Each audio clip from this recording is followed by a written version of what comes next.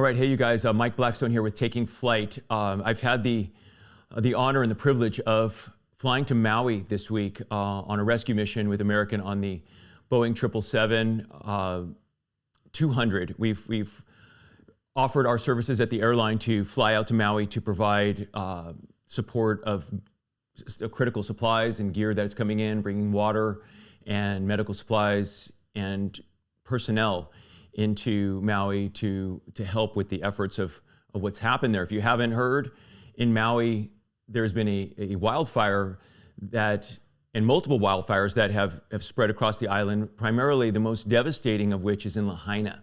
Breaking news on the wildfires burning through the Hawaiian island of Maui right now. At more than 270 buildings are destroyed or damaged because of the flames here. This situation in Maui is absolutely apocalyptic. The fires continue to burn now for a third day. Wildfires have decimated the island, obliterating one historic town, and countless homes have been destroyed.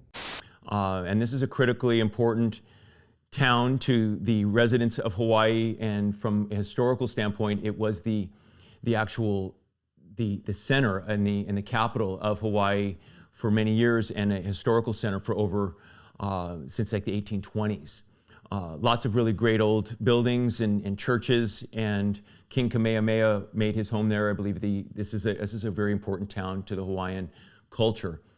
American Airlines has made an effort to fly bigger aircraft to evacuate the island, primarily of the tourists. So yesterday I had the privilege of flying out there on the 10th of August, and this thing started off on, I believe, the 8th in the evening at night with strong winds that at some point were gusting in excess of 70 knots, like 80 mile an hour wind gusts.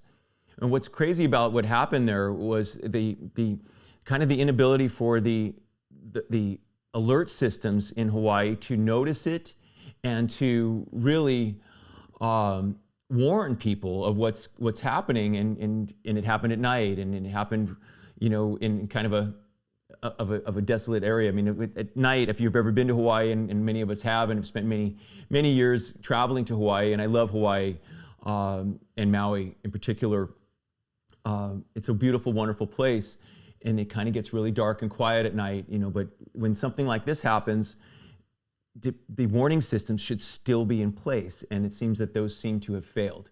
And whether or not somebody didn't notice, or whether or not the fire started up and it spread so rapidly, but the moment somebody notices a fire and alerts anyone, that should be able to be widespread alerted to everyone, and apparently that didn't happen here. So there's plenty of lessons learned, and I don't want to point the finger at anybody for where the failures occurred. What we have now is a state of emergency in Hawaii, primarily centered around the town of Lahaina.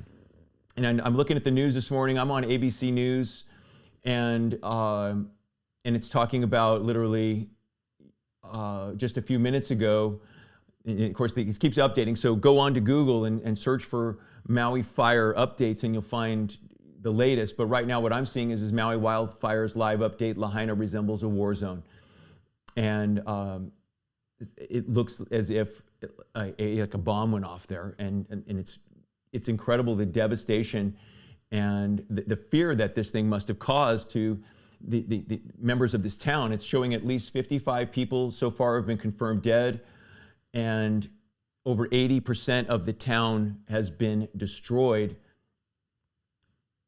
And it shows here on the map of where the fires were and how it happened. And as you look through the photos of this from the air, you'll see that the heat and the intensity of the fire swept through the town and literally pushed the residents all the way to the water, and they had to jump into the water to escape the flames. It burned structures. We have reports of homes and cars. Everything that they've owned literally got swept away and absolutely incinerated. And when you look at this, it wasn't just a little fire that kind of left some wood. It burned it all the way to the ground to dust. Terrifying. You can imagine how this must have been to be there. I was unable to get to the town, of course, when we flew into Hawaii yesterday on Flight 271 and a 777. We stayed at the airport. The airport scene was very, very busy, very full of people. Everybody was very well behaved. I was expecting more of a military extraction style with injured people. That wasn't what we had here. Yesterday, it was people just beat up by the emotional turmoil of what had happened, but they were very gentle and very ready to leave the island. They were asked to leave by their hotels, that the power's out. We don't have food or water for you guys. Leave your car rental in the parking lot and evacuate the island, head to the airport. We're going to provide bus service to the airport, and basically please leave. American, Delta United, Alaska, Southwest, I believe, also was involved in this to help increase the volume of traffic out of the island to relieve the infrastructure of what the residents are going to now need shelter for, because now over 11,000 residents are either homeless or without power and various other things. So we're definitely concerned for the residents of Lahaina particularly, and in Maui, and how can we help. Now what I'd like to do for you now is how can I help this, other than providing air transportation to get people off the island with my airline job that we have in the Triple. Air Combat USA would like to also help. And what I've come up with in the last 48 hours, and what I'd like to do to help is I have friends that have homes there, families that have lost their homes, lost everything. They lost their house, they lost their cars, their entire worldly possessions are gone. They escaped with their lives, literally. And so far, everyone I know has escaped without injury, which is fantastic, and we're really grateful for that. However, they lost everything. I'm in a position now with Air Combat USA to offer the ability to help. And what Air Combat is going to do, and what we are doing now, is starting a GoFundMe account. We are going to donate all the money to the residents of Hawaii and of Lahaina that have been hurt by this. And we're going to give away a ride. So for every person who donates more than $1,000 to this relief effort, Air Combat USA is going to be offering a 20-minute flight, which is valued at $1,000. So for every $1,000 you give, we're going to give a flight to you in the Marchetti SF-260 with me out here in Long Beach. And I just need to know who you are and what your donation level was, and we're going to make sure that happens. For every 1,000, we will do this for you. We're going to keep a little small percentage of this to cover the cost of the flight. I can't do that, but as many as we sell. So whether we sell one flight or we sell 100 flights, I don't know how many are going to do this, and we hopefully a lot. And we know that this is going to take millions and millions and millions of dollars to fix Lahaina.